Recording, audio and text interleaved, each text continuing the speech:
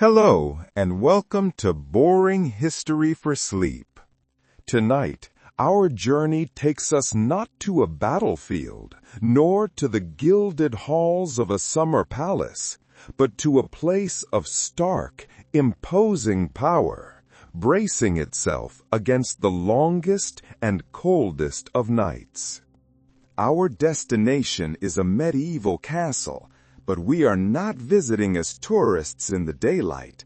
We are slipping quietly through time, arriving in the dead of winter, long after the sun has surrendered the sky. Dim the lights. Settle into your dead and feel the comfort of your own modern warmth. Let the noise of your world fade and allow your mind to drift backward, until you stand before it. A fortress of stone, its towers frosted white by winter's breath. Snowdrifts pile along the battlements like stiff, frozen waves. The wind moans, a low, mournful sound, as if the stones themselves are shivering. You are not merely visiting. You are stepping into the private world of kings and queens at a time when the simple act of sleeping was a nightly battle for survival. Imagine this vast hall of stone, the same one that looks so majestic in daylight, but as night falls, it becomes an echoing cave of icy drafts. The torches sputter on the walls, their golden light casting long, dancing shadows. But the heat they produce rises no higher than your knees. Above you, the vaulted ceilings soar, designed more for grandeur than for comfort. Their beauty seems to mock you in winter. The chill hits you like a slap of water. The walls are thick, yes, but stone does not keep the cold out. Stone stores cold, like a miser hoards coins. You run your hand along the wall, and it is so chilled you half expect your skin to stick. You smell damp stone, wool, and the faint, clinging trace of smoke. This is the contradiction of the medieval fortress. It is a symbol of absolute power, a structure that can withstand a siege, yet it is utterly defenseless against the cold. The king's wealth could build these walls, but it could not purchase an escape from frost. You wonder how anyone could sleep here at all, but sleep they did. Kings and queens were as human as you, needing rest to plot wars, sign decrees, or simply endure the monotony of endless ceremony. And so they began their nightly preparations, not just for sleep, but for a long, cold, and vigilant endurance. This castle, you realize, is not a home. It is a military machine. And in the deep of winter, its inhabitants are under siege from nature itself. The great stone blocks rise around you like frozen sentinels, and you feel the first insistent whisper of the enemy, the draft. It finds sly ways inside. It doesn't just seep through the walls. It whistles through cracks and arrow slits, through gaps in wooden shutters, and through the very mortar that binds the blocks. It is as if the castle itself has lungs, exhaling icy breaths upon its rulers. Historians still argue whether the architects deliberately sacrificed warmth for strength, or whether insulation simply never mattered to people so used to the cold. But as you pull your cloak tighter, you know that for the king or queen preparing for bed, that academic debate means very little. The night is here, and it is cold. Your gaze is drawn to the windows. They are not vast panes of glass, but narrow slits carved for arches. During the day, they are a clever defense, allowing archers to shoot while staying protected. At night, in winter, they become a needle through which the wind stabs mercilessly. They are covered, of course. Heavy wooden shutters, built of oak or iron, are bolted tight. They were built to withstand arrows and storms alike, yet they rarely seal fully. You can hear a faint whistling, like a mournful flute. Each gust rattles the iron fittings, and every rattle makes you imagine lying awake, staring at the dark, waiting for a warmth that never comes. Did queens ever ask their attendants to stuff wool into the cracks? Scattered notes suggest this, though there is no certainty. It was a crude, temporary solution. Perhaps some rulers even ordered reeds or straw stuffed between stones in especially drafty chambers. Imagine the great king relying on bundles of straw jammed into his royal walls. Desperation, it seems, knows no rank. But the primary defense was not at the window. It was on the walls themselves. To counter these icy arrows of air, tapestries were hung, thick and heavy, across the stone. You picture them now, massive, woven scenes of hunts, saints, or mythical beasts. Their threads are vibrant in the torchlight, but their purpose tonight is purely practical. They are shields of wool and silk.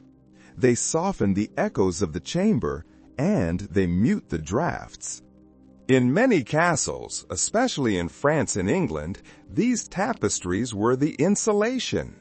Accounts from the 15th century show monarchs spent enormous sums commissioning them, partly to impress visitors and partly to keep their teeth from chattering. And yet, a quirky detail remains. These tapestries were often not permanent. They were moved from castle to castle as the monarch traveled.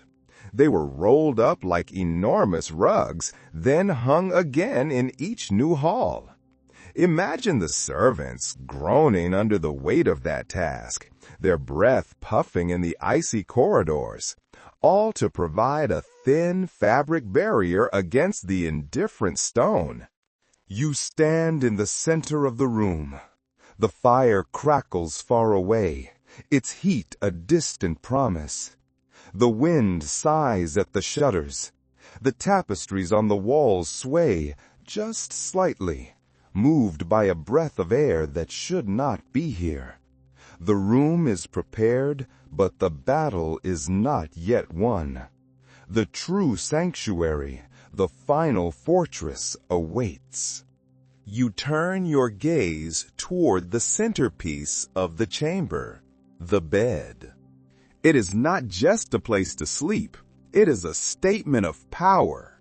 It towers above the cold floor like a monument, carved with thick posts that rise toward the ceiling. It is so massive, it resembles a stage. This is the royal four-poster bed, and it is almost a room within a room. Drapes hang from its canopy like velvet curtains at a theater, but they are meant not for show, but for survival. They are heavy, woven from wool, silk, or velvet, and dyed in colors reserved for the elite. You brush the fabric and you can feel its weight, heavy enough to silence whispers and shut out the light. Tonight they will be drawn tight, fastened with cords, to seal the royal body within a microclimate. This is the monarch's fortress within the fortress. Outside these drapes, the room will remain an icebox. Inside, if they are lucky, they will find a pocket of warmth. The mattress is stacked thick, stuffed with feathers, straw, and whatever padding could be found. You press your palm into it, and it feels oddly lumpy, uneven. Luxury in these days was relative. Compared to the peasants sleeping on straw pallets by the hearth, this was paradise. Yet paradise still froze. Edward III of England, who reigned in the 14th century, was documented to have grand beds layered with multiple quilts and fur throws. Even so, complaints about the cold are noted in his accounts. Wealth only softened the discomfort, it never erased it. And quirks abounded.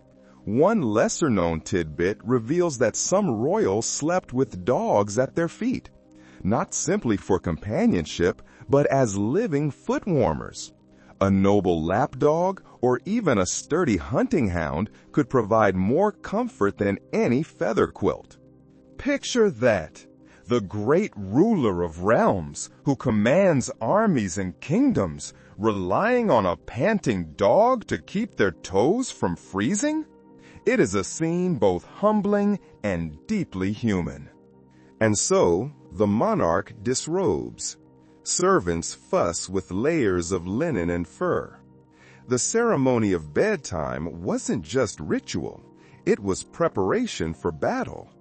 They would curl into this bed, built like a fortress within a fortress, and an attendant would tie each curtain closed, trapping the body's heat inside.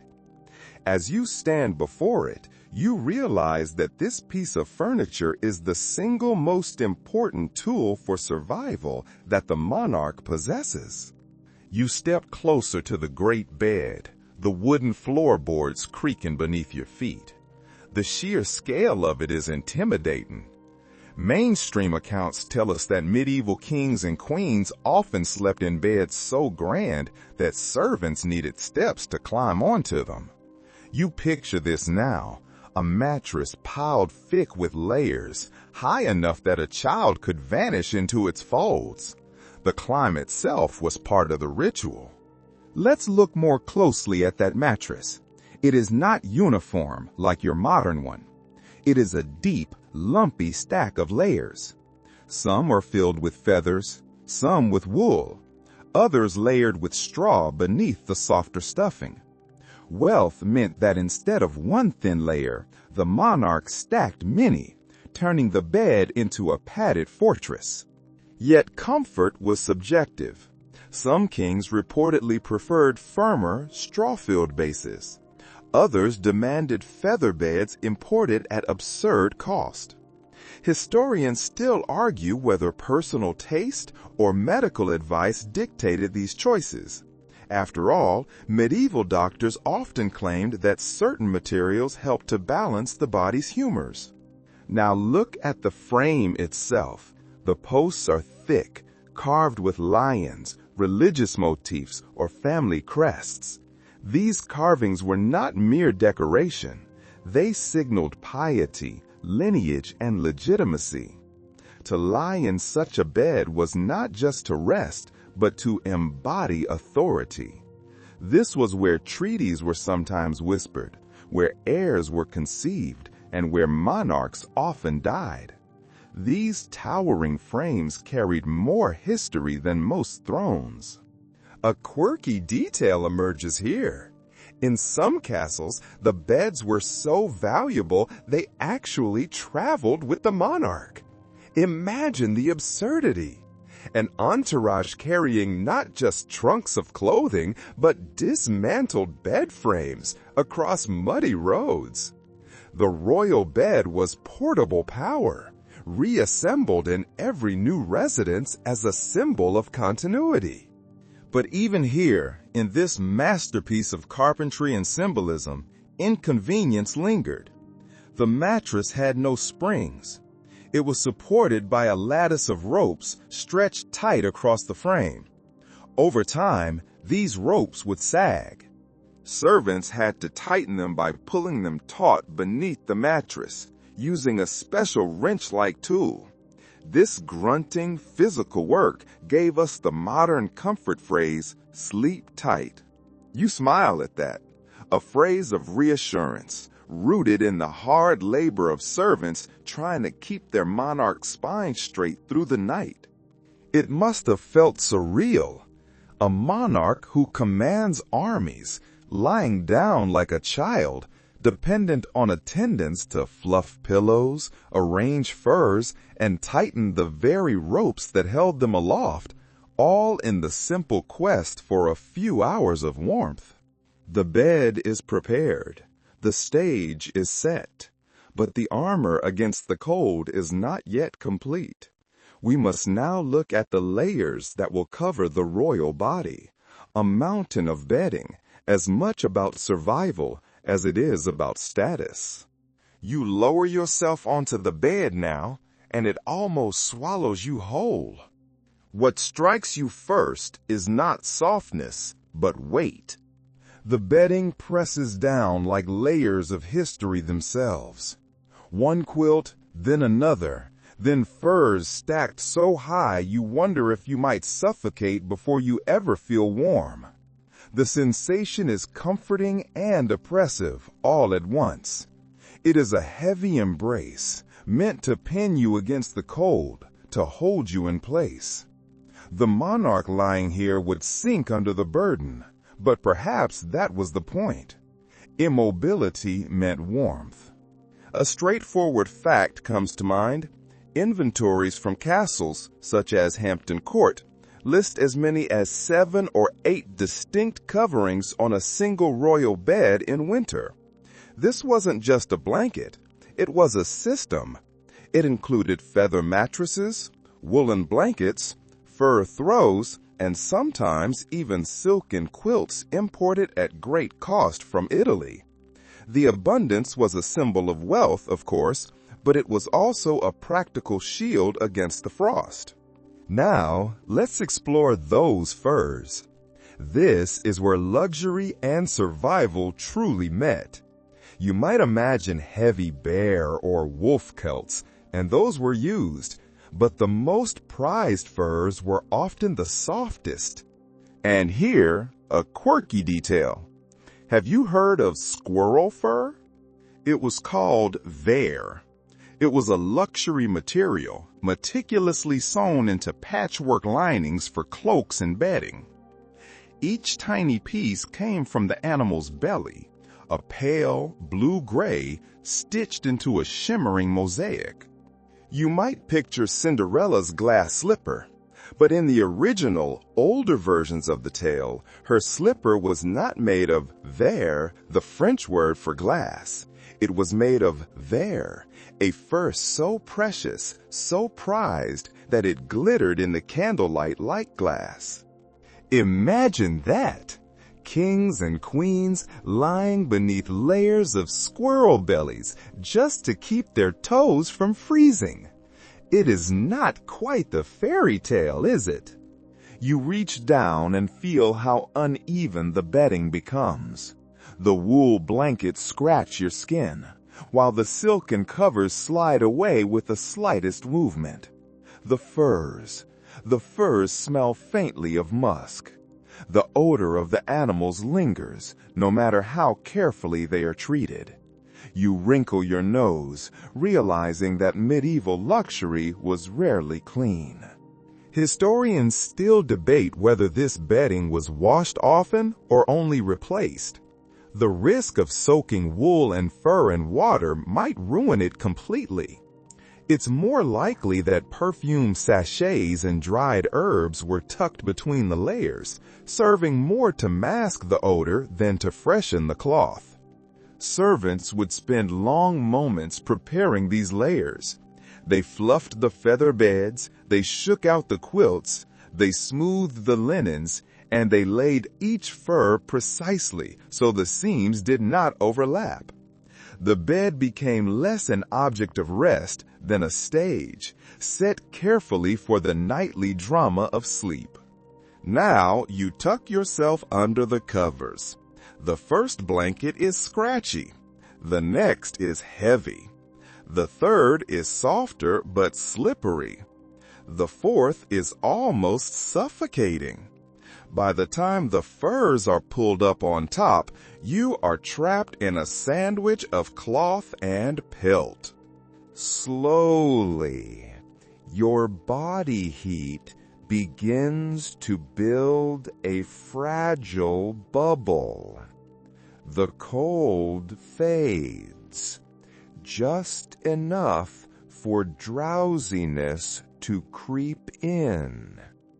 You think about the peasants huddling on straw by smoky hearths, and suddenly this mountain of blankets feels almost divine. Yet still, the cold seeps through. A draft brushes your cheek. It is a reminder that no number of blankets can ever erase the stone's persistent chill. You lie there, bundled beneath these mountains of bedding, when you notice another detail of the royal night. What is the monarch wearing to bed? Forget your idea of thin cotton pajamas or a simple t-shirt. A king or queen of the Middle Ages stepped into bed clad like someone preparing for a drafty vigil. First, a long linen shirt. You run your fingers over the imagined fabric. It is coarse against the skin, the weave loose but sturdy. The warmth it offers is uneven, but it is better than nothing. In the 15th century, nobles wore nightshirts made from linen, or even silk if wealth allowed. These were not simple garments. Some were embroidered, some edged with lace. Because even in the privacy of the chamber, appearances mattered. The queen's attendants would see her disrobe, and even in her sleep, she was meant to embody dignity. But this was not enough. Over the shirt, they wore heavy nightgowns, and on their feet, wool socks. Perhaps even leather slippers. Yes, shoes in bed. Not the soft slippers you might imagine, but house shoes to keep feet warm on the icy rush mats when rising briefly in the night. It sounds absurd until you recall the stone floors, which bite hard enough to make you yelp at a single bare footstep. Now for something more curious. Fur-lined nightcaps. These odd little hats, sometimes ridiculed in later centuries, were essential in drafty castles. Heat escapes from the head, and so monarchs pulled on caps with flaps covering their ears, like medieval winter helmets for slumber. Imagine Henry VIII, a man famous for his swagger, settling into bed with a snug little cap pulled down tight. It is an image both comic and human. This layering was more than comfort. It was believed to protect health. Medical theory of the time warned against cold air entering the body through the pores while one slept. To be uncovered was considered dangerous. Here comes a fringe tidbit. Some monarchs, especially in northern courts, supposedly had special fur mittens for sleep. It's difficult to know how widespread this was, but a few scattered references mention it. Picture the royal hands, usually raised in benediction or signing decrees, now tucked in fuzzy gloves, as though preparing for a snowball fight in their dreams. You realize now that royalty did not sleep like the portraits suggest, at ease in soft beds. They slept armored against the cold. Draped in furs, heads capped, feet wrapped, bodies stiff in their heavy linens. Their crowns may have rested on tables, but the weight of winter remained upon them all night long. The monarch is now in bed, dressed in their armor of cloth. The mountain of bedding is piled high, but the most important step is yet to come. The sealing of the sanctuary. An attendant steps forward. You watch as they reach for the edge of the first heavy drape. You hear it now, a low, heavy swish as the fabric glides on its rings, sealing one corner of the world away. The attendant moves to the next, and the next, and the last. The heavy curtains fall into place, and suddenly the cavernous, echoing chamber feels like a small tent pitched inside a cathedral. You are surrounded, not just by fabric, but by strategy. Every detail of this enclosure has a purpose: to trap warmth, to soften sound, and to shield the monarch from the biting cold that creeps relentlessly through the castle's walls. When you run your hand along the inner lining, you notice how thick it is. This is not a single sheet of cloth. It is velvet layered over wool, sometimes even quilted with additional padding for good measure. Descriptions from the 15th and 16th centuries make it clear, not ornamental. In fact, accounts from the court of Burgundy describe whole sets of curtains that cost more than the very furniture they enclosed. They were drawn tightly at night, fastened with cords or secured with weighted hems, so that not even the strongest gust of wind could stir them. Within this space, the monarch slept inside what was, effectively, a microclimate. Experts today still disagree on how effective these curtains truly were.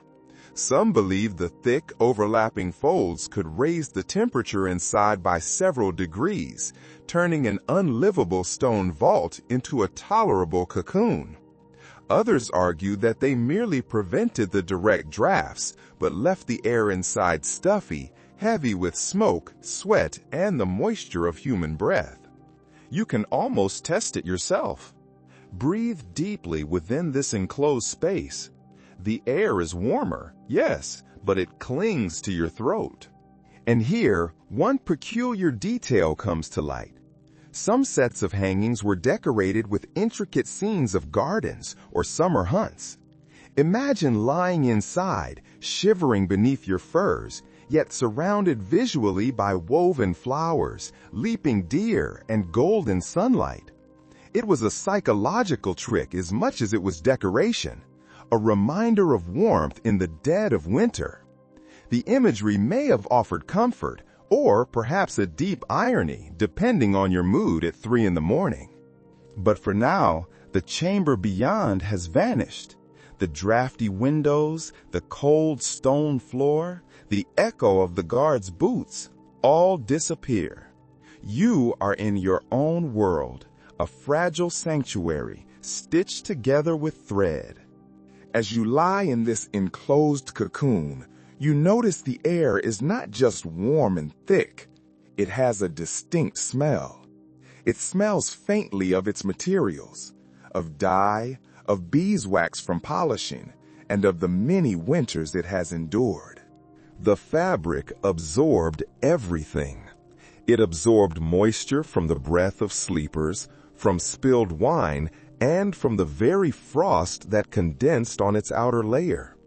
Over time, these hangings grew musty and heavy. And so, an unusual practice was born. Perfumed sachets were tucked into the folds. Small bags of lavender, rose petals, or other dried herbs were hidden within the layers, mingling with the heavy smell of wool and velvet. The result was a strange cocktail of aromas, half apothecary, half barnyard, half chapel. You might wrinkle your nose at the thought, but to a medieval sleeper, this was reassurance. Fragrance carried both spiritual and medical significance.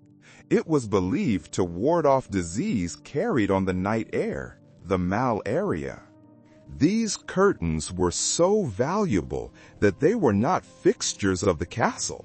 They were fixtures of the monarch. There are records of monarchs passing down their bed curtains as valuable heirlooms. The thought may amuse you. Crowns of gold are one thing, but a set of old, musty curtains as a royal treasure? Yet that was the reality of wealth in a world where warmth equaled survival. Contemporary inventory suggests that multiple sets of hangings traveled with the royal household. They were rolled carefully into trunks. One winter might call for the thick velvet set, a milder season for the lighter silk embroidered with hunting scenes. It was, in effect, a wardrobe for the bed itself. This mobility reminds you how central the bed was. Wherever the monarch went, the curtains followed, ready to transform any cold stone room into a recognizable, familiar nest. You may pause now and imagine yourself pulling those curtains shut. You settle back, the layers pressing against your chest, the cap snug on your head. The wind hammers against the shutters outside, but within this fabric cave, you feel almost safe. Almost. Because no matter how rich the curtains, no matter how thick the furs, the cold remains. It is a constant presence, pressing at the edges, reminding you that winter always finds a way in. The sanctuary is sealed, but it is not by itself warm. It only traps the heat that is brought into it. And for that, the monarch required active measures, measures of fire. The glow of fire catches your eye, visible through a gap in the curtains. Across the chamber, a great hearth smolders with stubborn determination. Its flames lick upward before collapsing into embers. You imagine stepping out of the bed, the wooden boards cold beneath your feet, and walking toward it. But the warmth seems shy. It is hesitant to leave its small circle. By the time you've crossed half the room, the chill reclaims you. Fireplaces in medieval castles were enormous, grand affairs. Their hoods were carved from stone, their mantles heavy with ornament. Yet, their heat rarely matched their appearance. They roared brightly when first stoked, then sulked, leaving the vast halls as cold as caves. The paradox is clear. The high vaulted ceilings that made the room so majestic also made it impossible to heat. Most of the warmth escaped, rising far overhead, leaving the sleepers below in the coldest part of the room. And the cost of this meager heat was staggering. From household accounts, we know that servants fed these fires constantly in winter. They dragged logs as thick as a man's arm through endless corridors. Records from Scottish castles mention entire forests being stripped for firewood during particularly harsh winters. A king could command armies, but he could never command a fire to heat stone evenly. One overlooked detail reveals itself in the smell. The fuel was not always pleasant. Fires fueled by peat or wood that was still damp gave off an acrid smoke. It clung to the curtains, the tapestries, and the clothes, perfuming the royal garments not with roses, but with smoldering fuel. Some monarchs preferred fragrant woods, like cedar or juniper, imported at great cost. This was partly for the scent, but mostly for the prestige. To burn cedar in your hearth was to announce to the world that you were wealthy enough to perfume the very air with every flicker. Since the great hearth was too distant and inefficient, a more direct solution was needed. A curious custom emerges here, the brazier. These were portable metal bowls filled with glowing hot coals and placed near the bed. Sometimes they were even placed just inside the curtains. These iron containers radiated warmth like miniature suns. You can almost see them now, glowing orange, with lazy curls of smoke wafting upward into the canopy. But imagine sleeping next to one. This was comfort and danger balanced on a knife's edge. Sparks might spit. The air inside the sealed curtains would thicken with ash and fumes. And should a coal fall or the brazier be tipped by a stray foot, the fire could consume the heavy hangings and blankets before anyone even woke. Researchers remain divided on how effective this truly was, but it was a risk many were willing to take. There was a third, safer method. An eccentric note: attendants sometimes placed heated stones or bricks wrapped tightly in cloth beneath the bedding before the monarch retired. You picture the attendants hustling with tongs, slipping these warm bundles under the sheets like hidden coals. The comfort lasted only briefly, fading as the night deepened.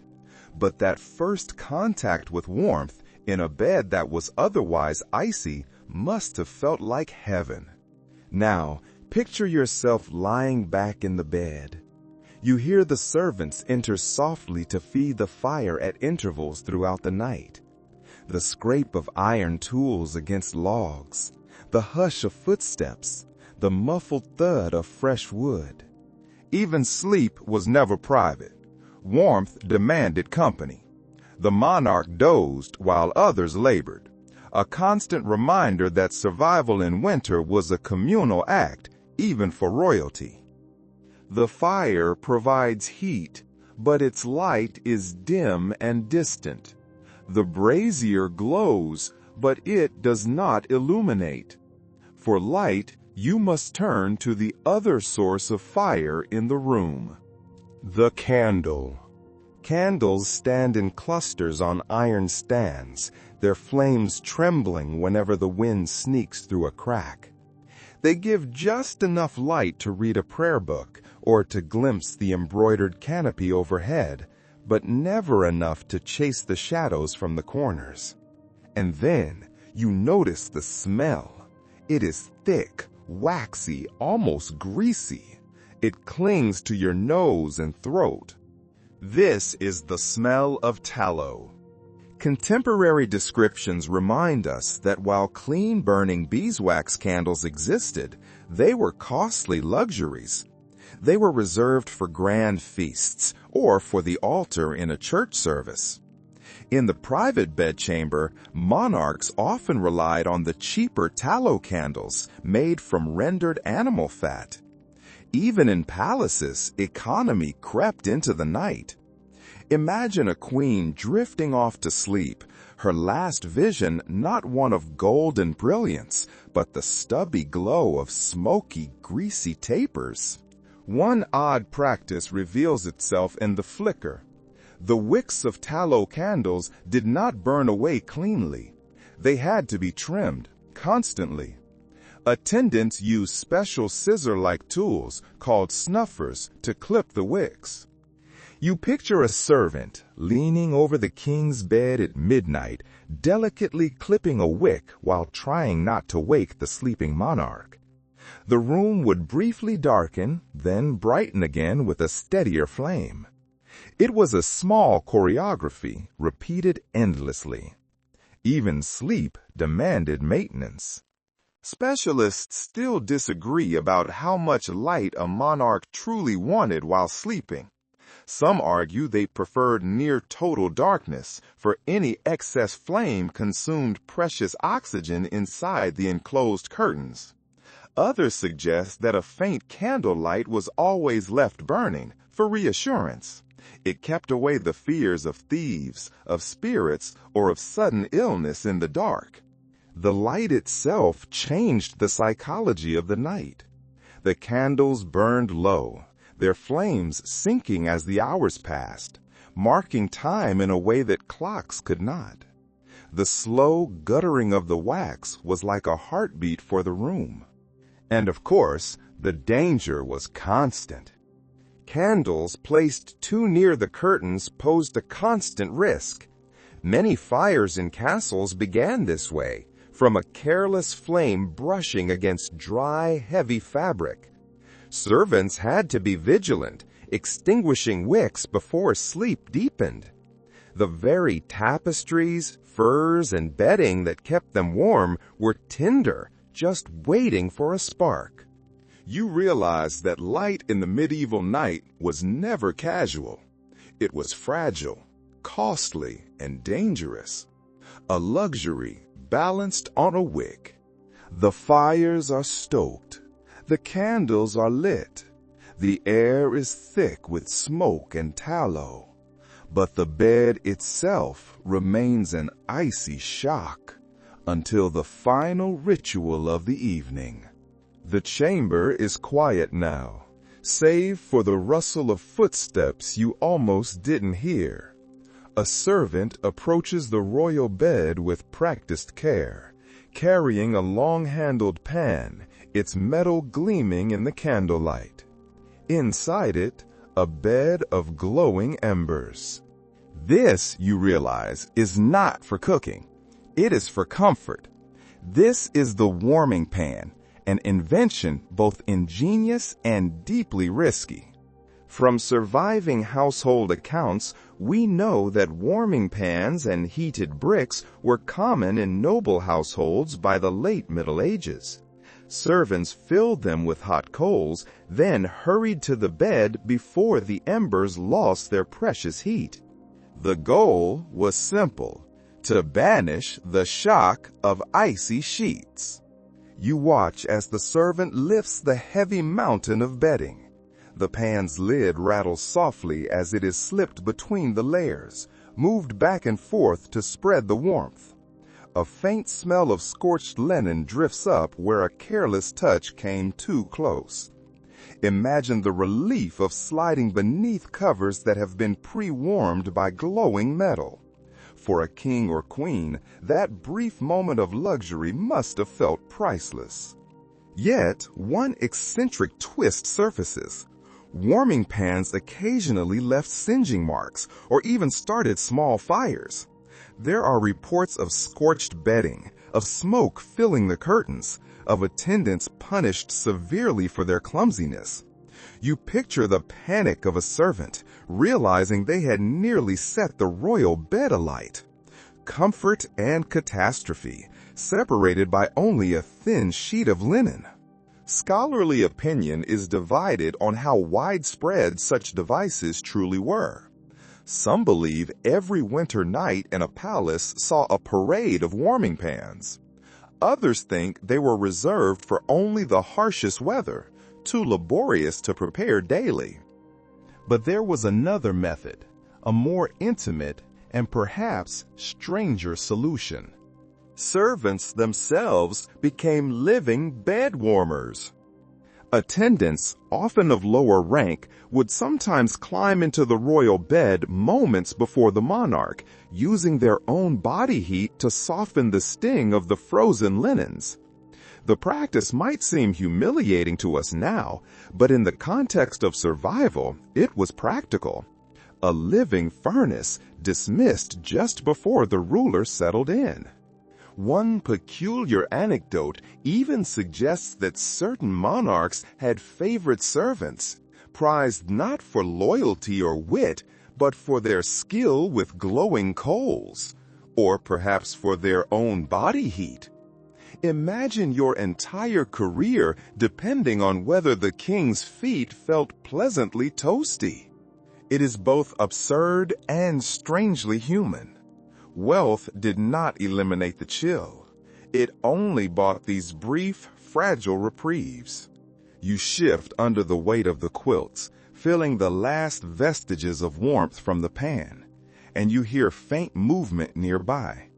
The bed is not a solitary refuge. For us, the idea of privacy and sleep feels natural, almost sacred. But in the Middle Ages, the royal bed was a place of politics as much as it was a place of rest. Monarchs often shared their bed, not just with their spouses, but with nobles, attendants, or even foreign guests. Heat was one obvious reason. More bodies meant more warmth. But the practice spoke to status and trust. To be invited beneath the royal canopy was to be marked as intimate, favored, and indispensable. Evidence from chronicles tells us that important visitors sometimes slept in the same chamber, even in the same bed as their host monarch. This was not considered scandalous. Rather, it was a ritual of bonding. Sharing blankets forged alliances as effectively as signed treaties. Imagine two kings lying side by side in the dark, speaking softly as the embers glow. their words weaving agreements more binding than parchment. The intimacy of the bedchamber became a political theater. Edward II of England, for instance, slept with his favorites, not in secrecy, but openly, under the gaze of his court.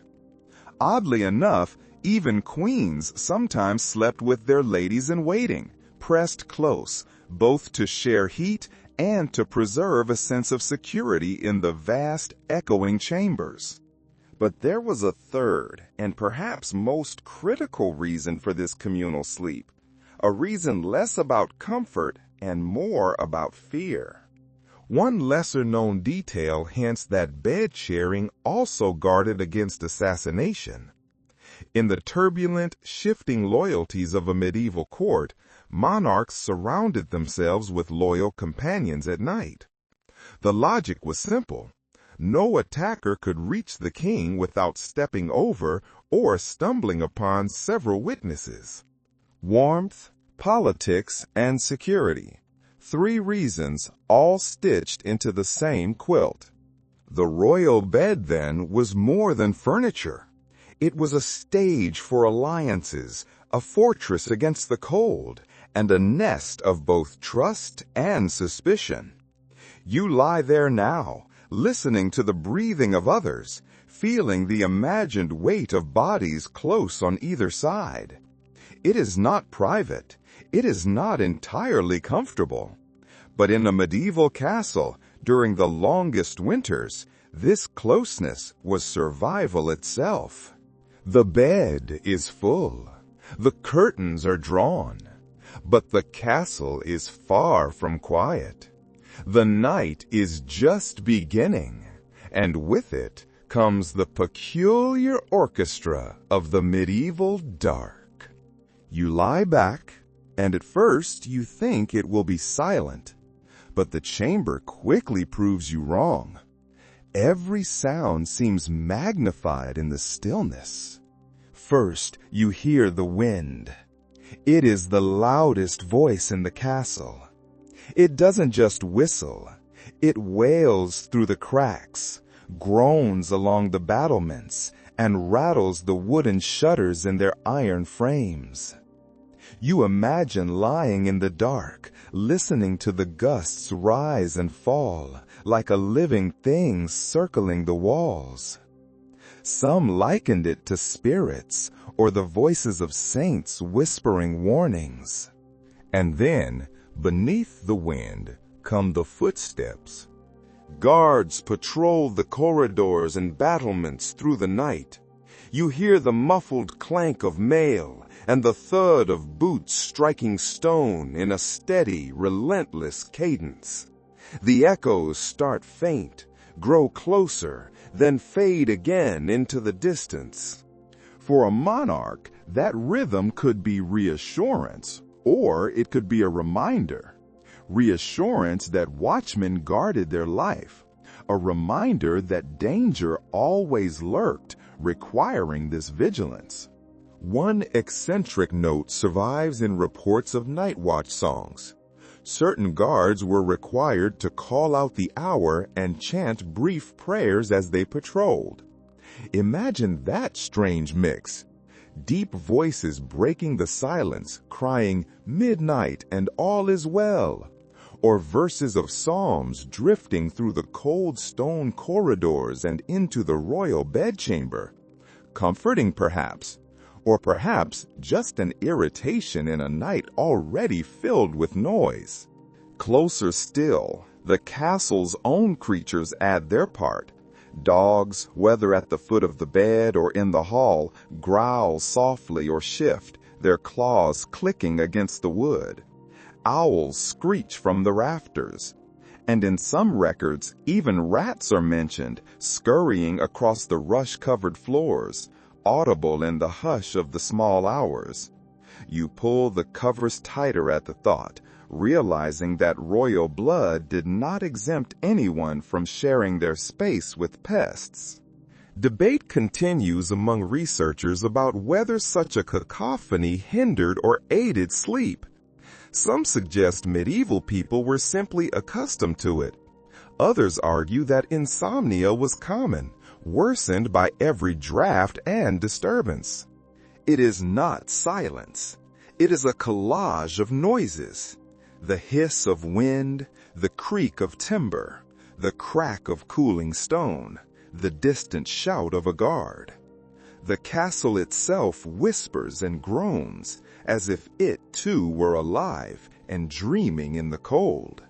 You curl deeper beneath the quilts, but your mind drifts toward another, less romantic discomfort: cleanliness, or the lack of it.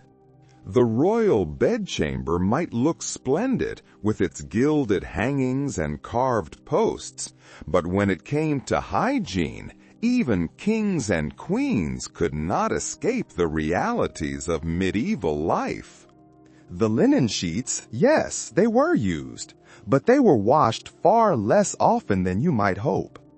In winter, laundering was a monumental task.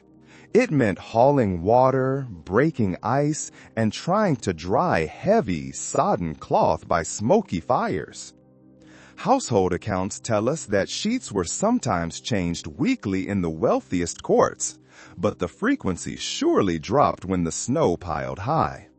And the furs, the heavy quilts, these rarely, if ever, saw soap and water. Washing would ruin their texture.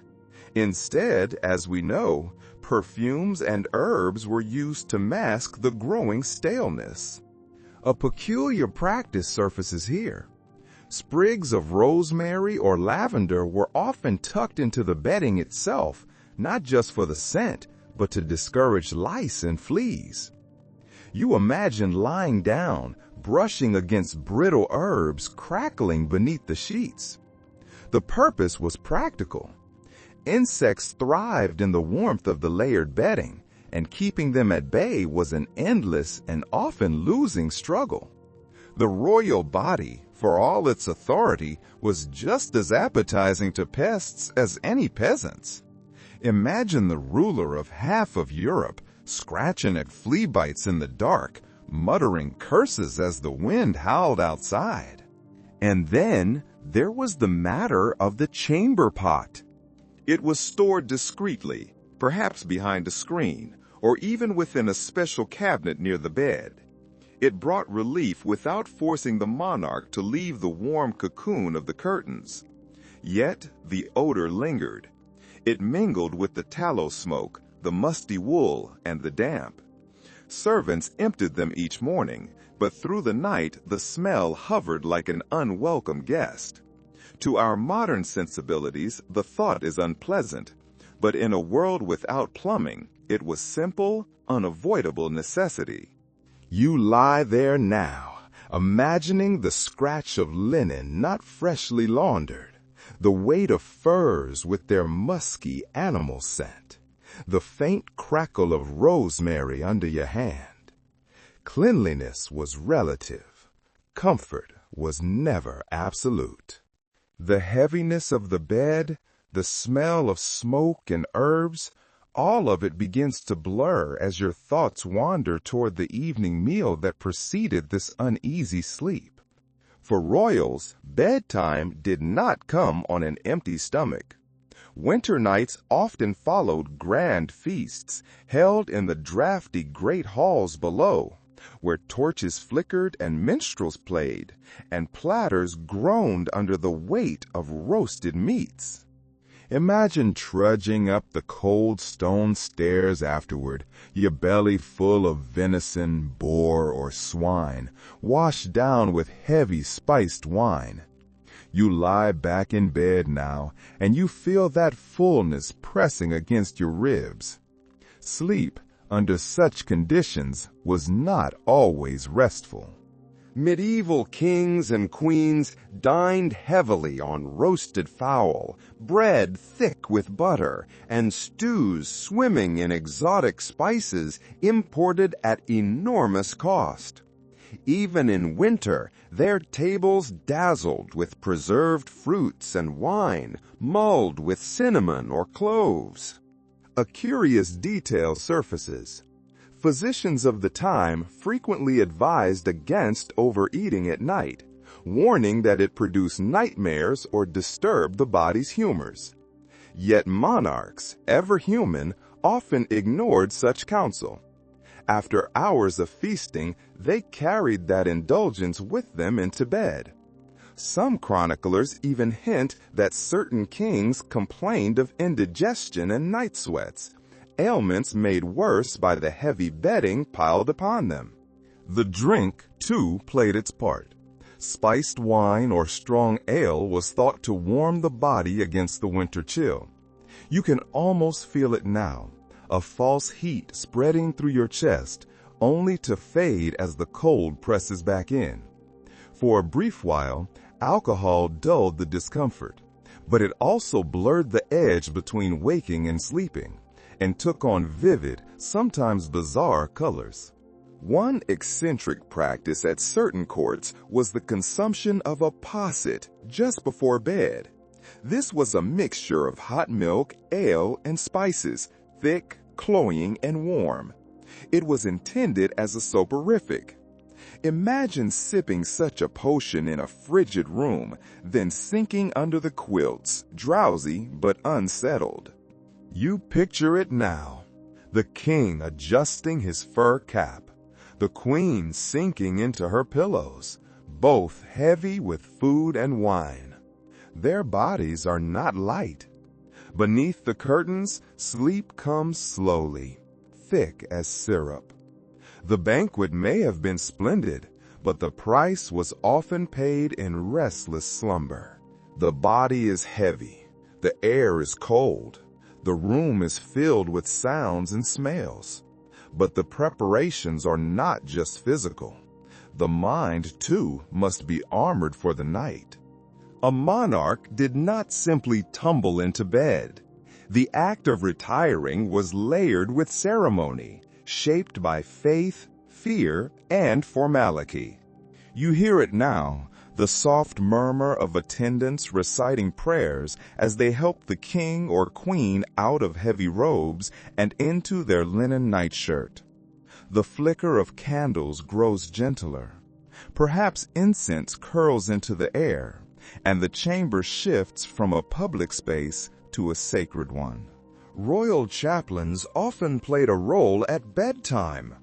Records describe priests or confessors present in the chamber, offering blessings before the monarch closed their eyes. The words were not elaborate, but they were weighty. Pleas for protection against the dangers of the night. For in medieval thought, darkness was not just an absence of light. It was a realm of demons, of wandering spirits, and of sudden, unexplained illness. To lie down to sleep meant surrendering your conscious guard to forces beyond control. A whispered paternoster or an Ave Maria was armor, just as vital as the blankets and curtains. One detail, found in household ordinances, is the requirement for candles to burn before icons or crucifixes while the monarch slept. Imagine that faint golden glow falling across the painted faces of saints, their eyes watching through the night. Comforting to some, perhaps unsettling to others. An intriguing habit appears in some chronicles. Monarchs might trace the sign of the cross on their pillows before resting their heads. Others sprinkled holy water on the bed curtains, consecrating their small fabric fortress.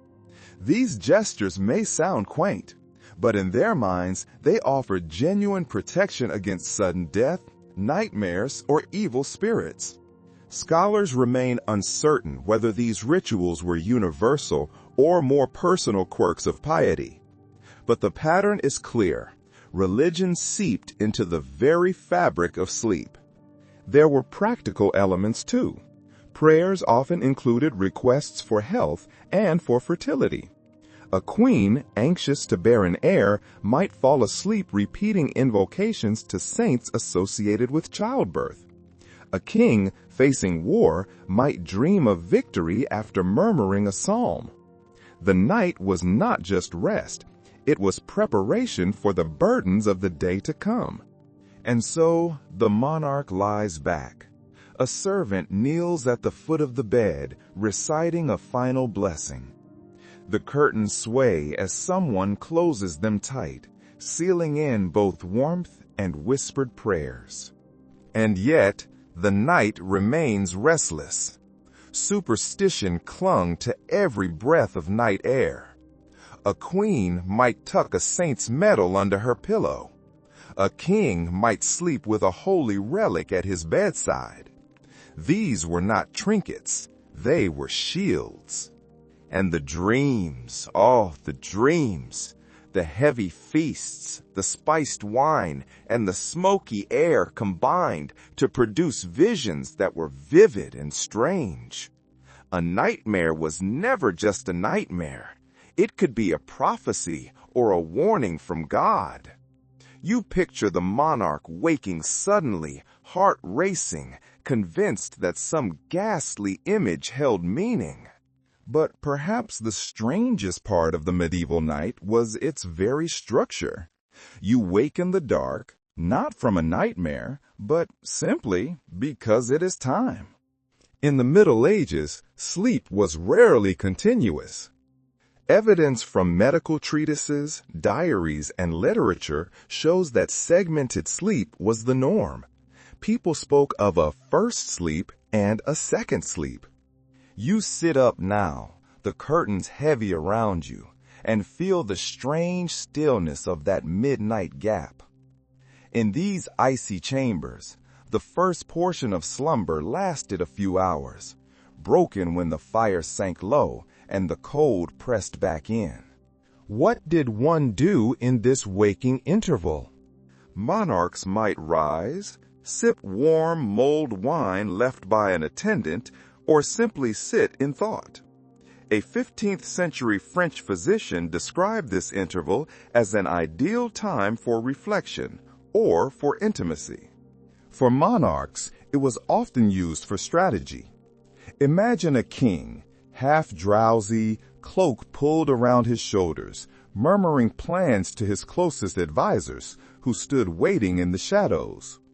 The bedchamber thus became both bedroom and council chamber in those liminal hours. Curiously, some writers praise this rhythm as healthier than our unbroken sleep, claiming it aligned with the body's natural humors. Others condemned it, warning that too much wakefulness at night invited melancholy. During this wakeful pause, monarchs might also read or have scriptures read aloud to them. You can almost hear the quiet murmur of psalms drifting through the curtains, the flicker of a candle flame catching the gold leaf of a manuscript page. After this interlude, perhaps an hour or two, they returned to bed for the second sleep, which would last until dawn.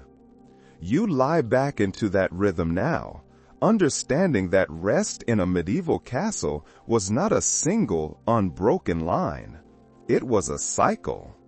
The stillness of this midnight pause leads your thoughts upward, beyond the curtains and the stone, to the sky itself.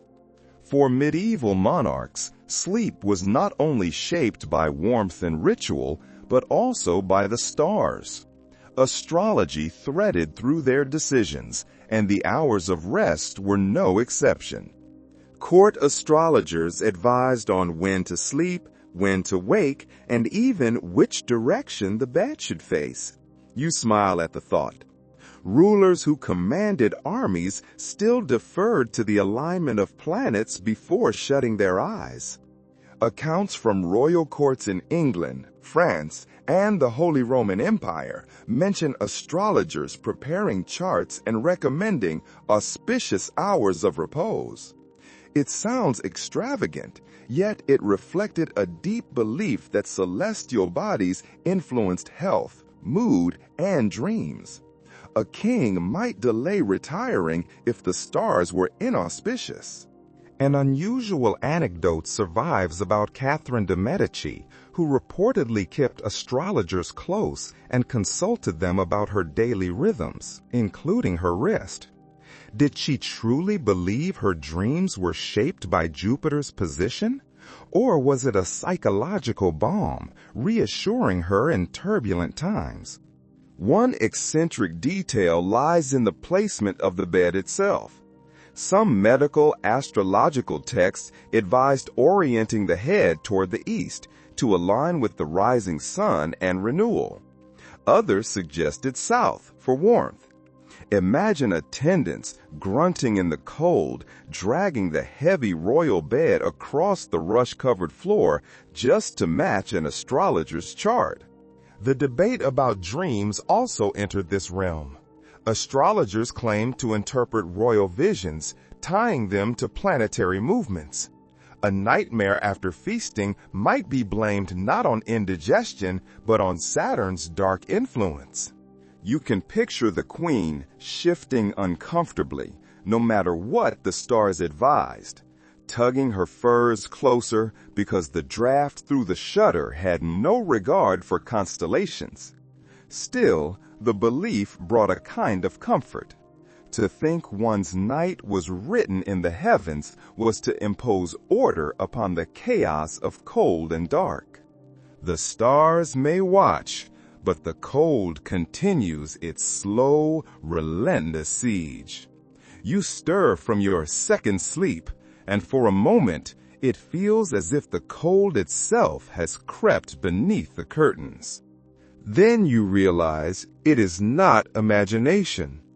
You shift beneath the covers, and you notice it, the sight of your own breath rising in a pale mist. Imagine being a monarch, encased in velvet and fur, yet waking to see a puff of vapor drift before your face like smoke. Cold has breached the fortress of curtains. Contemporary accounts describe frost forming inside royal chambers during severe winters. Servants recorded mornings when water in basins was frozen solid, or when the bed curtains themselves stiffened with rime. In 1407, a chronicler of the French court noted with astonishment that ice formed on a king's coverlet while he slept. Such details remind us that the struggle was not metaphorical. It was physical. One odd little note emerges in letters. Courtiers sometimes joked about writing their names in the frost on the inside of the glass, or even on the bedposts. Picture a half-frozen noble tracing idle patterns at dawn while waiting for the fires to be stoked. But sometimes it was worse than frost. In the harshest winters, even castle walls could not fully hold back the weather. Servants recorded mornings when thin drifts of snow had collected on window ledges, or when flakes had blown through cracks in the shutters and arrow slits, dusting the floor with white. A courtier in Scotland once wrote of finding snow on the bed curtains themselves, shaken loose when the wind howled strongest. Imagine lying half asleep, only to feel a single cold flake land upon your cheek. The shock would steal your breath more sharply than any nightmare. Servants would scramble to sweep away the icy trespass before it melted into dampness. You pull the covers tighter, but the reminder is sharp. No curtain, no wall, no royal bed can keep winter fully at bay. The monarch endures, pulling furs closer, calling for more blankets, perhaps muttering a prayer for dawn. And in that moment, stripped of ceremony, they are as vulnerable as any peasant in a hut. The monarch is a prisoner of the cold, but they are also a prisoner of their station. They are never truly settled, for the entire court is in constant motion.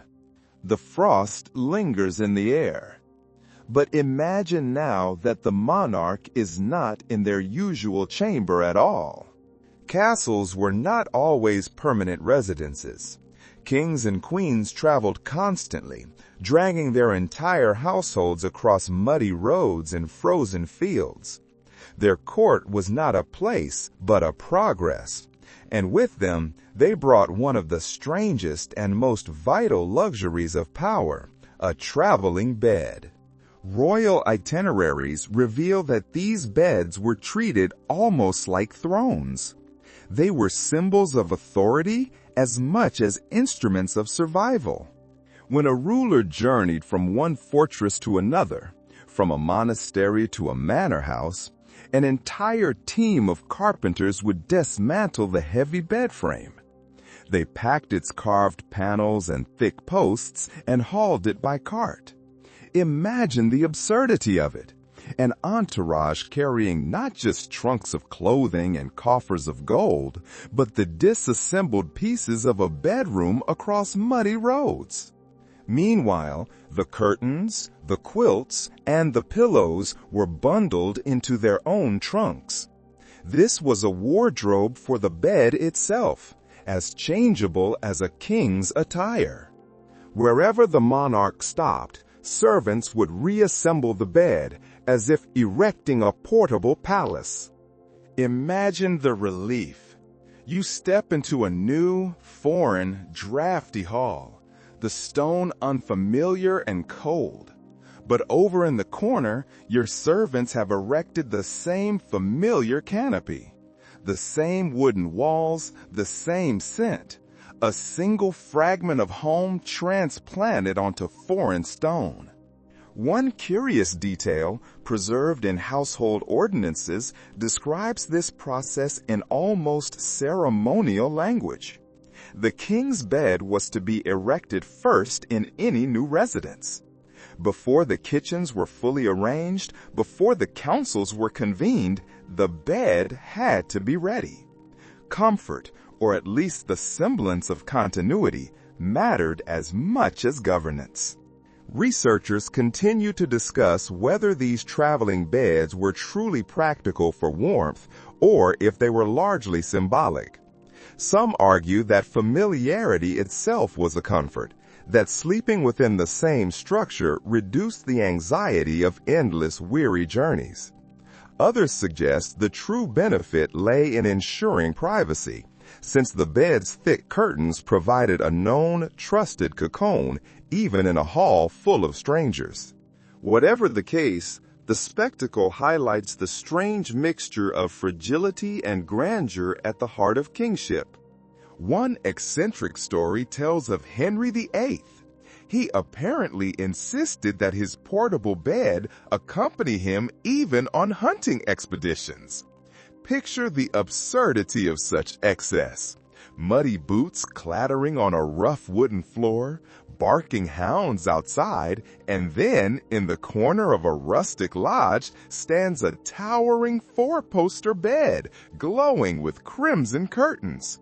A monarch's sleep, no matter how impractical, could not be left to chance. And yet, the cold followed them everywhere. You picture yourself now, trudging along with this royal procession, watching servants unload timber and fabric, assembling the same heavy structure again and again. The task is exhausting, yet vital. The traveling bed becomes more than furniture. It is a moving fortress against the night, a symbol of identity dragged across kingdoms. Inside it, kings and queens curled up like anyone else, whispering prayers, tugging furs closer, and watching the frost form at the edges. Outside, the world changed with every mile. Inside, at least for a few hours, they could pretend they slept in permanence. The cold, it seems, is the great equalizer. It humbles kings and queens, forcing them into these elaborate, desperate rituals of survival. But this comparison brings us to a larger, more pointed question. For all their suffering, how did the monarch's night compare to the vast majority of their subjects, the peasants huddled outside the castle walls? The frost lingers in the air. But imagine now that the monarch is not in their usual chamber at all. Castles were not always permanent residences. Kings and queens traveled constantly, dragging their entire households across muddy roads and frozen fields. Their court was not a place, but a progress. And with them, they brought one of the strangest and most vital luxuries of power, a traveling bed. Royal itineraries reveal that these beds were treated almost like thrones. They were symbols of authority as much as instruments of survival.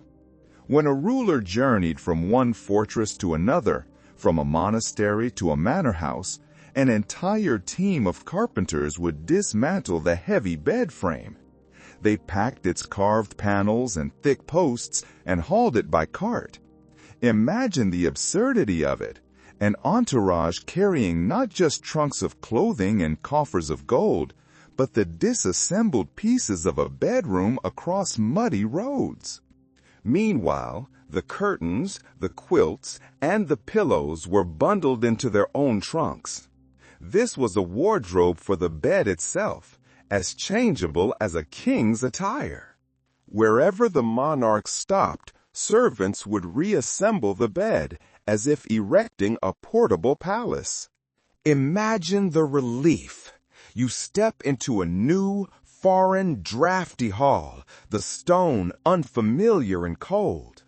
But over in the corner, your servants have erected the same familiar canopy, the same wooden walls, the same scent, a single fragment of home transplanted onto foreign stone. One curious detail, preserved in household ordinances, describes this process in almost ceremonial language. The king's bed was to be erected first in any new residence. Before the kitchens were fully arranged, before the councils were convened, the bed had to be ready. Comfort, or at least the semblance of continuity, mattered as much as governance. Researchers continue to discuss whether these traveling beds were truly practical for warmth, or if they were largely symbolic. Some argue that familiarity itself was a comfort, that sleeping within the same structure reduced the anxiety of endless, weary journeys. Others suggest the true benefit lay in ensuring privacy, since the bed's thick curtains provided a known, trusted cocoon, even in a hall full of strangers. Whatever the case, the spectacle highlights the strange mixture of fragility and grandeur at the heart of kingship. One eccentric story tells of Henry VIII. He apparently insisted that his portable bed accompany him even on hunting expeditions. Picture the absurdity of such excess. Muddy boots clattering on a rough wooden floor, barking hounds outside, and then in the corner of a rustic lodge stands a towering four-poster bed glowing with crimson curtains. A monarch's sleep, no matter how impractical, could not be left to chance.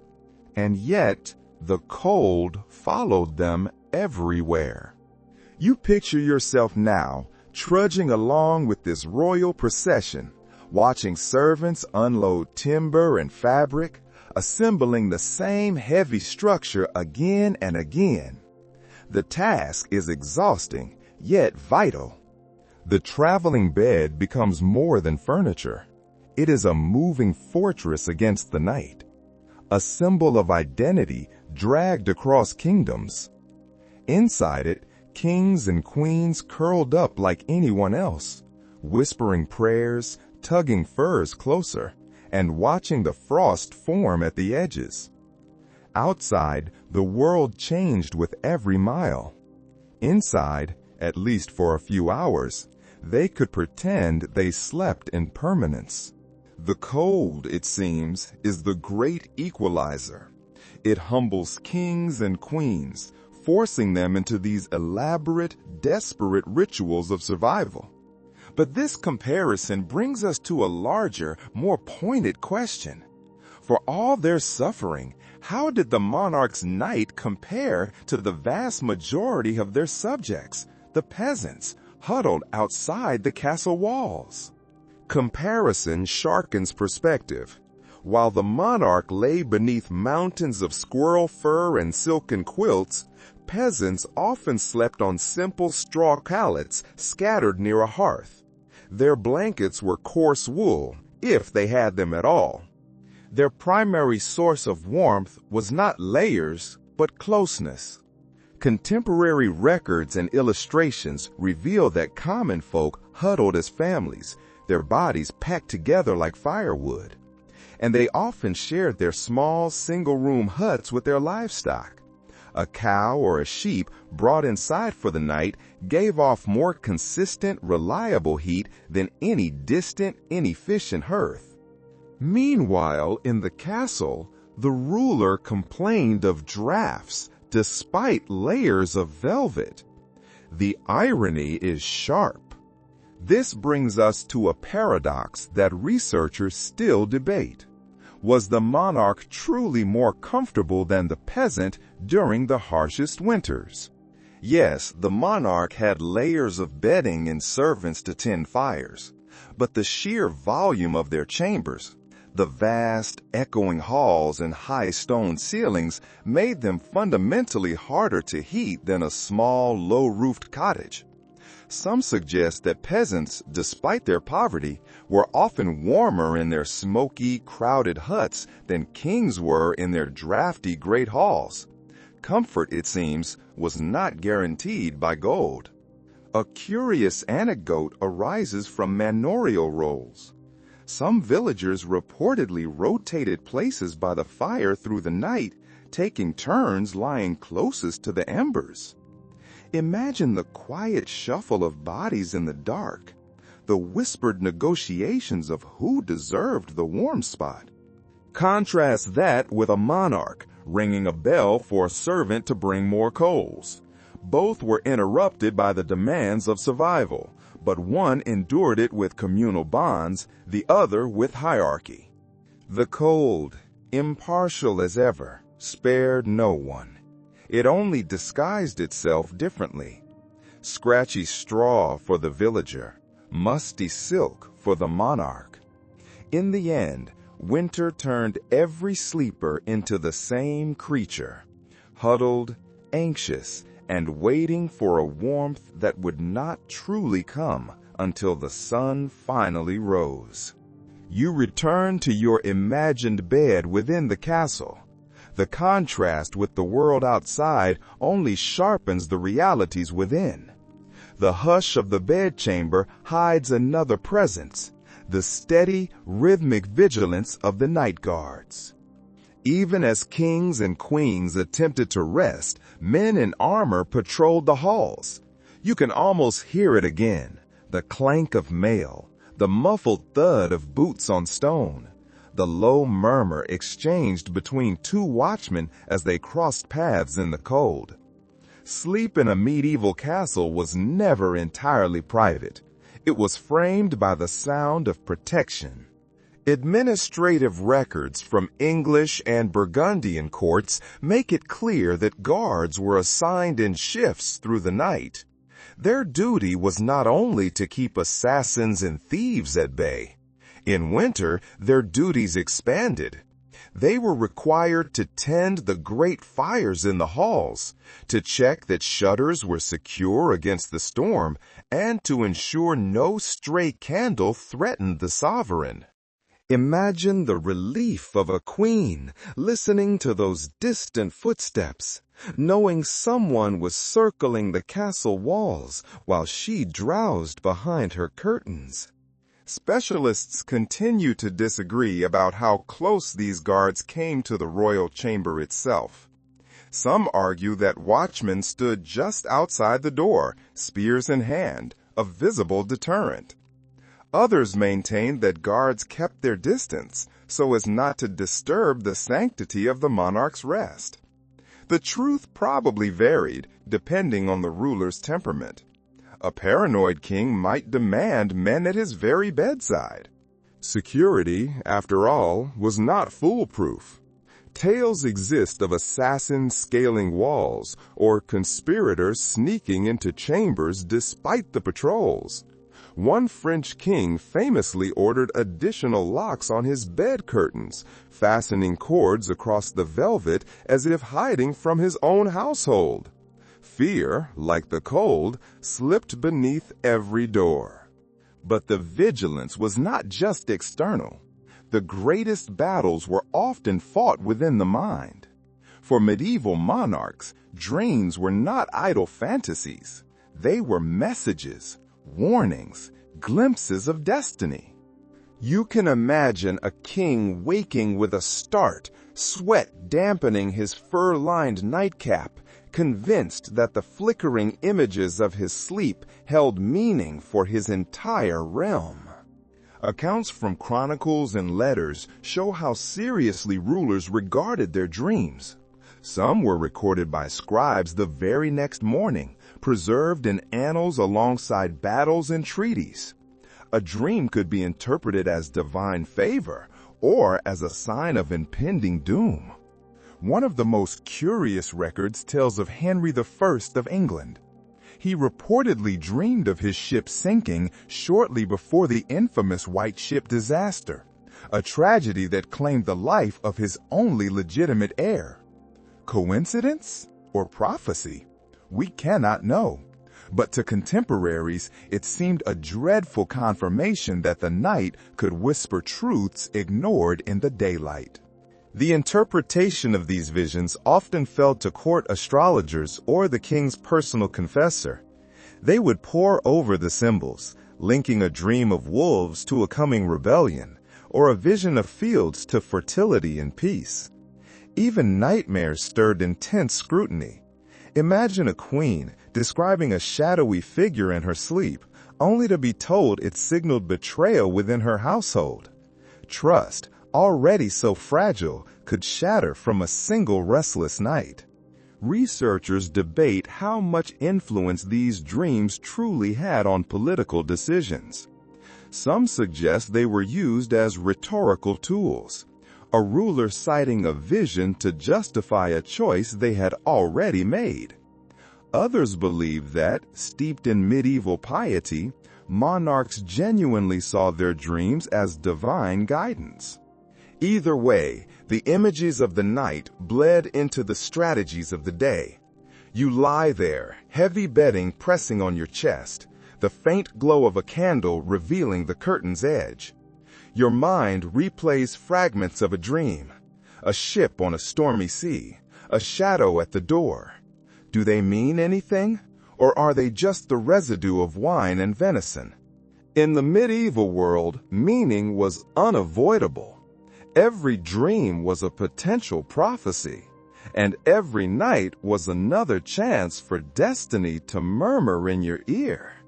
The weight of dreams lingers, but the cold and the simple ache of a body lying too long on a lumpy mattress demands practical remedies. What happened when a monarch simply couldn't sleep? You imagine an attendant approaching, summoned by a small bell. They carry a small wooden tray, setting it discreetly on a table near the bed. On it rests a goblet of steaming liquid, an herbal draught prepared to soothe both body and mind. Monarchs did not rely only on layers of bedding. They often turned to potions and concoctions to coax sleep through the long winter nights. Records from apothecaries and royal household accounts mention honeyed drinks mixed with poppy seeds, chamomile, or valerian root. These herbs were believed to calm the nerves, ease digestion, and encourage a gentle drowsiness. You lift the cup in your imagination and sip. The liquid is warm, thick with honey, but faintly bitter with herbs. The sweetness lingers on your tongue, the bitterness in your throat. Sleep feels closer, if not entirely certain. One eccentric detail, some mixtures included saffron. Saffron was prized not only for its color and flavor, but for its supposed power to cheer the heart. Picture a monarch clutching a golden-hued potion, believing it would push away melancholy as well as the cold. It was medicine and luxury, all in a single cup. Specialists remain divided about the effectiveness of these remedies. Some argue that they truly contained mild sedative properties. Others suggest the power was more psychological than chemical. Either way, the ritual mattered. To drink a carefully prepared potion before bed was to feel attended, protected, and hopeful that sleep would arrive without a struggle. Not all remedies were so gentle. Physicians sometimes prescribed stronger solutions, wine fortified with opiates, or spiced concoctions laced with narcotics. Imagine the uneasy balance between relief and danger. The monarch slipping into a heavy, unnatural slumber, while attendants prayed it was restorative and not fatal. There were also remedies that were burned, not sipped. Certain herbs were tossed onto the hot coals of the brazier, so their smoke might purify the air. You catch the scent of sage or rosemary filling the curtains. The smoke curls into your nostrils until your eyes sting faintly. You place the empty goblet down and lie back, the warmth spreading through your chest. You sense the blend of faith, science, and hope that surrounded these nightly remedies. Nothing guaranteed sleep in a frozen castle, but each sip and each sniff of herbs was a promise that someone had tried. The snow has been swept away, the herbal draught has been drunk. And yet, you realize the bed is not only a place of sleep. You are not always alone. For monarchs, this was also a stage for intimacy, sometimes tender, sometimes deeply strategic. Beneath the canopy, heirs were conceived, alliances were sealed, affections were shared, and in the depths of winter, the warmth of another body was as powerful against the cold as any fur. Records from royal households reveal that kings and queens did not always sleep apart, as later centuries might suggest. In fact, their shared bed was often a visible sign of unity, both personal and political. When the queen joined the king under the quilts, the entire court understood its significance. Heirs might be in the making, or a reconciliation after a dispute might be underway. The act of sharing a bed was watched, whispered about, and recorded. One intriguing anecdote comes from the court of France, where observers noted which nights the royal couple retired together and which they did not. Such details were matters of state importance. The bed was both the cradle of a lineage and a ledger of royal duty. But intimacy was not always marital. Favorites, mistresses, or companions sometimes occupied the royal bed. Oddly enough, the practice could be more political than romantic. As we know, sharing warmth was a privilege, a signal of favor, and often a tool of influence. A noble who spent the night near the king might find themselves in a stronger political position come morning. Scholars continue to debate whether these arrangements were as frequent as chronicles suggest, or whether court gossip simply exaggerated them. But there are lighter, more human details too. Letters hint at monarchs grumbling about their partner's cold feet, or nudging closer, or greedily stealing the better share of the blankets. Imagine Henry VIII pulling the furs toward himself, or a queen laughing softly as she warmed her hands against her husband's side. For all their grandeur, in these moments they were simply people, craving warmth and closeness. One eccentric practice, recorded in Spain, involved couples drinking spiced wine together in bed, a ritual believed to kindle both warmth and fertility. You picture the goblets gleaming in the firelight before the curtains were drawn. But the bed was a stage for life's end as well as its beginning. The warmth of intimacy fades, and another reality of winter nights presses in: illness. For monarchs, the cold, damp chamber was not just uncomfortable, it was dangerous. Imagine waking in the dark, your breath wheezing, your chest heavy, the chill clinging to your lungs. In an age without antibiotics, a simple winter cough could spiral into a fever, and that fever into tragedy. Household physicians often blamed bad airs or miasmas that seeped into the body during sleep. Their writings warn against drafts creeping through shutters or dampness settling in the bedding. Monarchs were advised to keep their heads covered at all times, to drink warming tonics, and to avoid sleeping too near the walls, which were heavy with frost. Yet, even with such care, records overflow with accounts of colds, chills, and winter fevers. Henry VIII was notorious for keeping his fire stoked impossibly high, paranoid about the ailments that cold might provoke. His court, like many, was plagued by outbreaks of influenza and pneumonia during the long winters. A monarch might rule armies, but he could not rule his own lungs. An eccentric detail emerges from medical accounts. Treatments were often administered right in the bed. Leeches or cupping glasses were sometimes used at night to draw out the bad humors. Imagine the discomfort, lying beneath heavy quilts, weak with fever, while attendants fussed with bloodletting bowls. You can almost hear the sounds of illness in the dark, a hacking cough echoing off the cold stone, the rustle of attendants fetching water, the sharp crack of fresh logs thrown hastily onto the fire. The royal body was fragile. Despite crowns and armies, winter pressed in mercilessly, breeding sickness that no wealth could fully ward off. When you think of royal sleep, do not picture serene faces and golden chambers. Picture rest interrupted by coughing, bedding damp with fever, and servants whispering prayers over a sovereign who looked, in that moment, no stronger than any peasant's child. The coughing quiets, but the cold continues its slow siege. You look around the chamber and notice again how the architecture itself strains to adapt. These walls were built for defense, not comfort, and every winter forced nobles to improvise.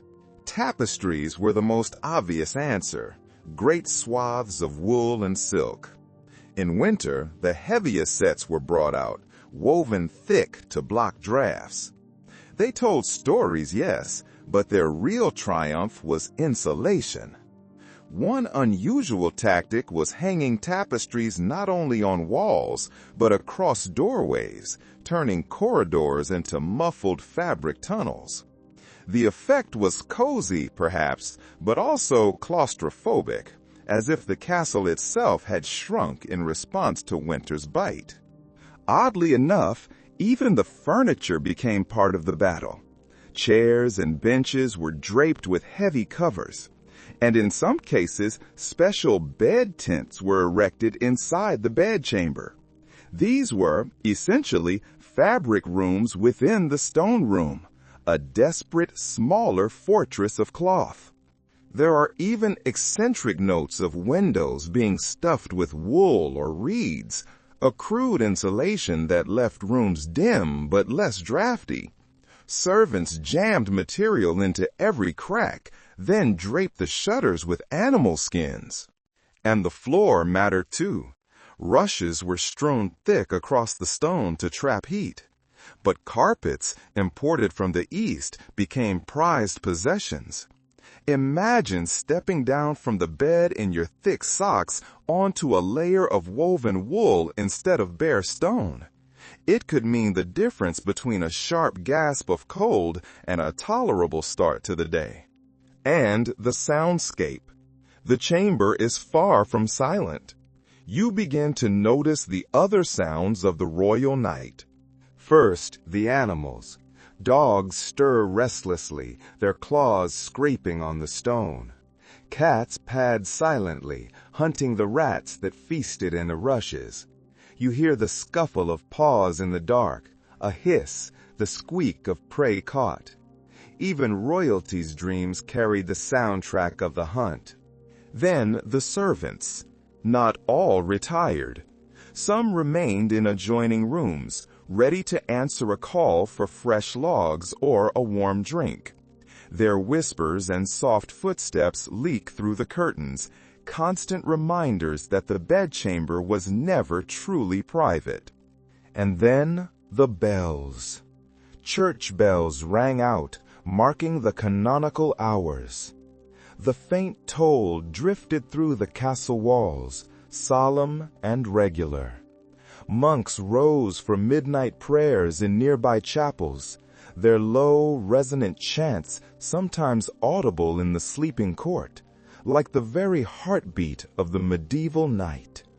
Add to this the unpredictable noises of weather, shutters banging loose, rain hammering against the leaded glass, and, in a peculiar, almost comic note that appears in some letters, the croaking of frogs in the castle moat, their chorus audible even through the thick stone walls.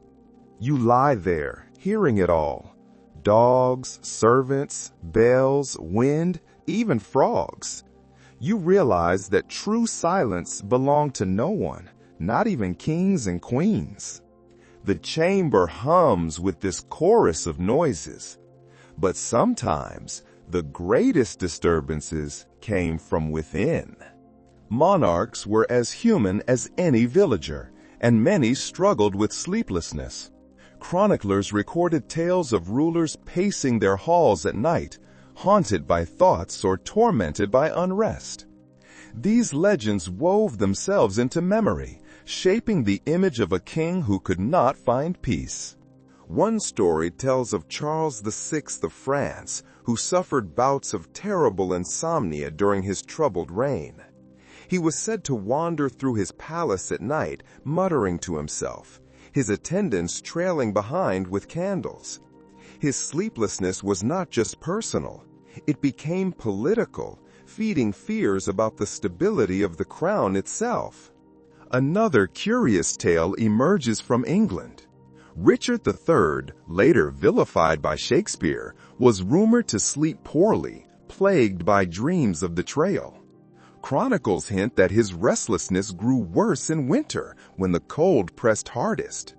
Was it guilt, paranoia, or merely the deep physical discomfort of an icy stone chamber?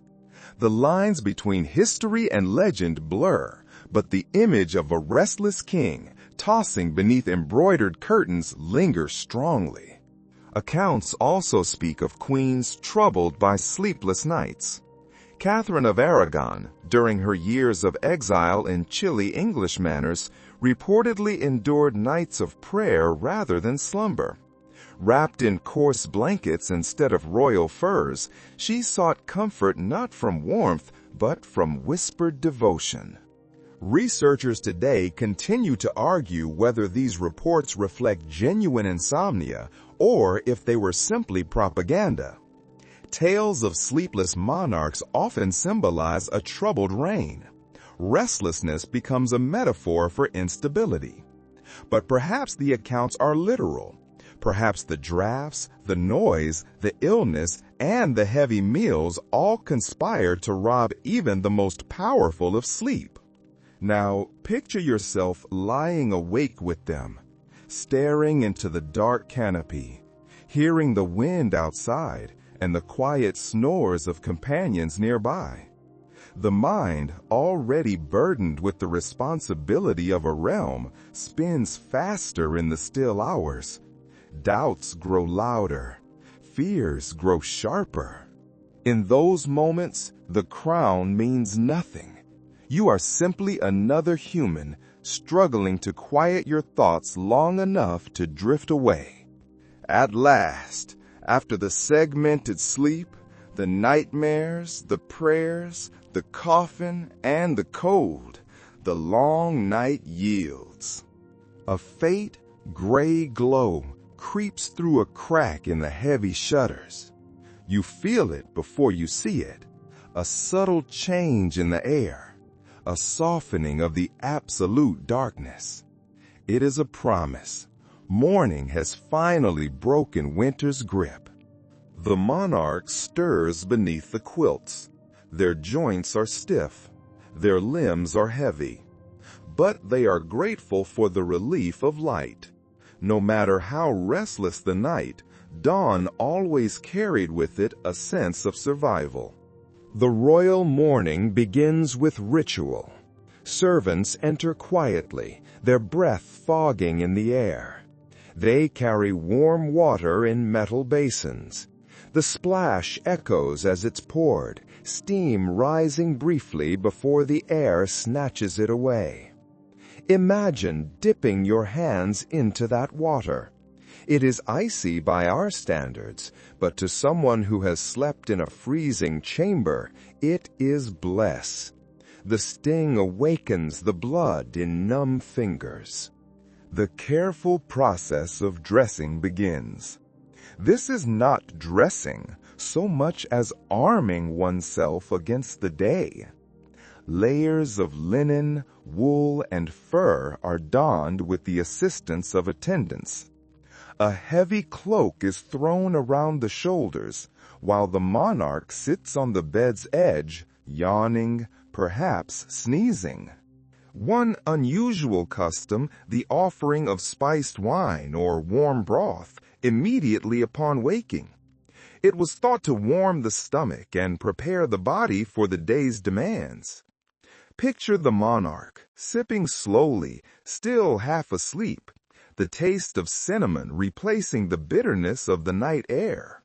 Attendants move to the bed, brushing frost off the curtains, shaking them like snowy cloaks. They wipe moisture from the window glass, while the monarch mutters about the hardships of kingship. And so, you have walked through the long winter night of kings and queens. You have shared their chambers of stone and frost, their heavy curtains and prodded beds. You have felt the sting of drafts, smelled the mingling of tallow and herbs, and heard the restless chorus of guards, dogs, and wind. You have seen how even a crown could not command warmth, how every comfort was improvised, fragile, and fleeting. Let your mind now drift more slowly. Imagine that bedchamber not as a place of discomfort, but as a quiet sanctuary. The fire is low but steady. Its glow is no longer harsh but soft, painting the stone walls with a gentle light. The curtains, once a shield, now sway like sails in a calm breeze. The sounds of the castle fade, muffled, until they resemble nothing more than the hush of distant waves. You picture the monarch, at last, sinking into genuine rest. Body heavy, mind quiet. The fears of spirits, the burden of politics, the discomfort of cold, these all dissolve in the calm, steady rhythm of breath. The bed, once a fortress against winter, becomes a cradle of stillness. You share that cradle now. Feel the weight of your own blankets, not as suffocation, but as comfort, grounding you, holding you close. Outside, the world is quiet, but you are safe. Dawn will return soon enough, bringing with it noise and duty. But for now, in this moment, there is only calm. The night stretches softly, endlessly, inviting you to let go. So close your eyes, release the chill of their world, and embrace the warmth of your own. Drift gently into sleep. Sweet dreams. until morning comes.